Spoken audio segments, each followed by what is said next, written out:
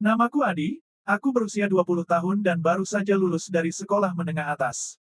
Tinggal di sebuah desa yang jauh dari hiruk-pikuk kota, hidupku sederhana dan tenang. Namun siapa sangka, pengalaman yang tak pernah kuduga akan mengubah hidupku selamanya. Awal kisah, setelah lulus sekolah, orang tuaku menyarankan aku untuk melanjutkan pendidikan ke perguruan tinggi.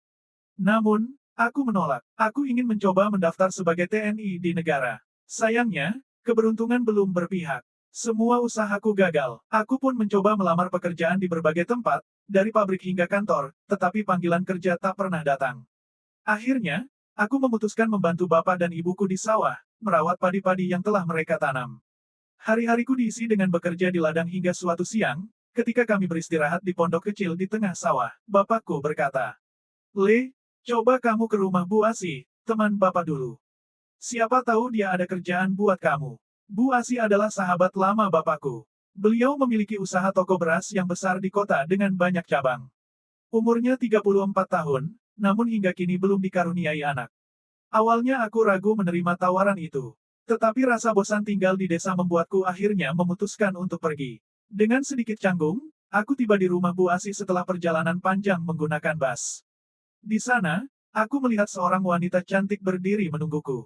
Itu Bu Asih. Ia tampak berbeda dari bayanganku, lebih muda, dengan penampilan yang memukau. Ia menyetir sendiri mobil Pajero-nya dan membawaku ke rumahnya yang megah. Di sana aku bertemu Pak Agus, suaminya, yang jauh lebih tua darinya. Pak Agus menyambutku dengan ramah. "Adi, anggap saja rumah ini rumahmu sendiri," katanya. Hari-hariku pun dimulai. Aku bekerja di toko Bu Asih, belajar menjadi kasir. Setiap pagi aku diantar olehnya, dan kami sering berbicara selama perjalanan, mulai dari obrolan santai hingga cerita pribadinya. Aku merasa semakin dekat dengannya. Suatu malam, ketika Pak Agus pergi ke luar kota, hanya aku dan Bu Asih yang tinggal di rumah. Setelah makan malam, ia memintaku membantunya memperbaiki keran di kamar mandinya. Aku pun membantu, membawa peralatan seadanya. Saat memperbaiki keran, sesekali mataku tak sengaja melirik ke arahnya.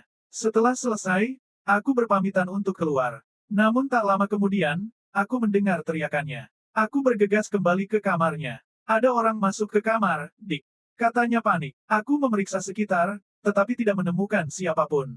"Sepertinya tidak ada, Bu. Mungkin cuma perasaan Bu Asih," kataku mencoba menenangkannya.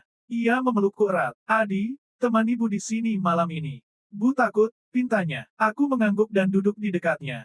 Ia akhirnya tertidur, namun suasana malam itu membawa pikiran liar ke dalam kepalaku. Bu Asih adalah wanita yang memesona, dan godaan untuk mendekat tak terbendung.